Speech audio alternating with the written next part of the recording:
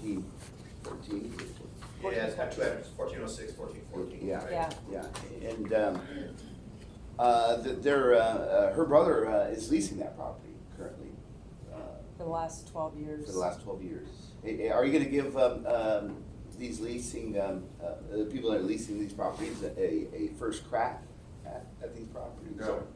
No? No, I mean, first track, I mean, when we've done these, often it's with a broker. We don't always have an auction, but, you know, we make sure that word gets out widely, so anybody that might have an interest has a chance to express their interest to get the best return for the ratepayer. But, you know, certainly folks, you know, often we're approached by a neighbor, by the tenant, or a neighbor, you know, saying, well, don't forget us, we wanna be able to get our, try to give it a shot, you know, so.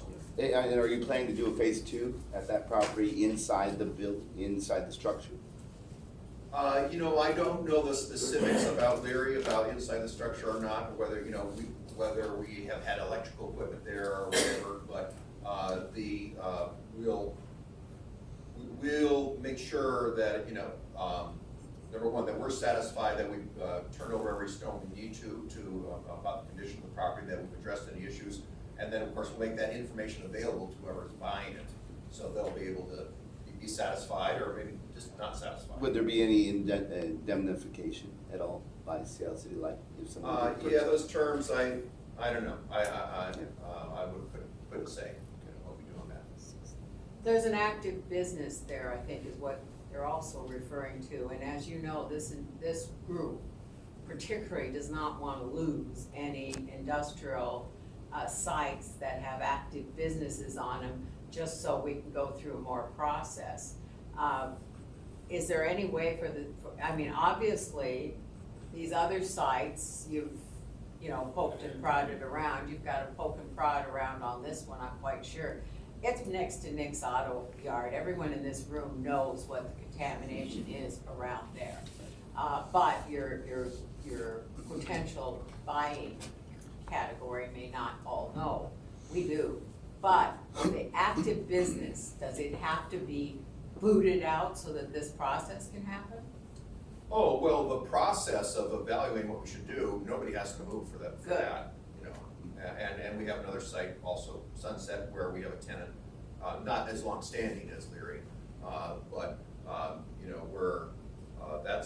all this is going on while they are still using the site, paying rent. Okay. From the time of the public hearing, how long before the property goes? I would say, earliest would be like, city council would give us directions on which to sell and, to the apartment or on the market or whatever, first quarter, so, we expect it to be by first quarter, but it won't be, probably the very first thing of the year. Is there anything in your rules that prevent first right of refusal for the highest bid? For these people that are now operating on the facility, that you have two facilities, and first right of refusal to somebody that's been paying rent for 12 years or 15 years seems to be somewhat of a possibility. I think we would be guided by what's gonna give us the greatest return to the ratepayer. Well, So if it's just dollars, and the first right of refusal for the highest bid, you're still gonna get the same from the ratepayers no matter what.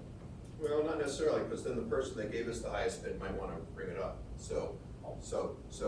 I think we approach it like any of you would with your property, that you're selling. I always sell to the tenant that's in place if I put something up for sale. And there's a reason, Tim, it really does get you the highest dollar, because there's an investment there. It's the owner Not user. his decision. Owner Yeah. Say user. that much. Yeah. Well, ask the real estate professional. Yeah, I mean, the owner user is gonna pay top dollar. Well, then that will turn out then in the bids and interest we receive, yeah. Okay, anything else on this property? Do you have any certificate or ecology sign off saying that these have been cleaned up and that will come with? Give me no further action letter or something like that. I don't believe we do. And I know those aren't so easy to get, just bureaucratically taking time, so.